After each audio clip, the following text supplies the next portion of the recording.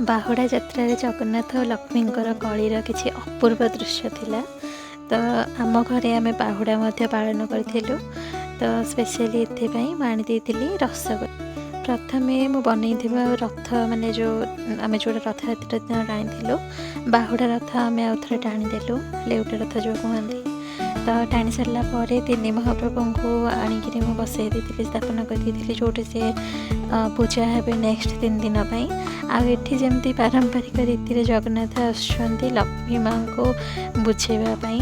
तो तापर किसी उपहार आनती एंड उपहार पिंधे सारापर प्रियर आसी जाए रसगोल्ला। ये रसगोल्ला महाप्रभु देकर माँ को मनैया चेष्टा करती।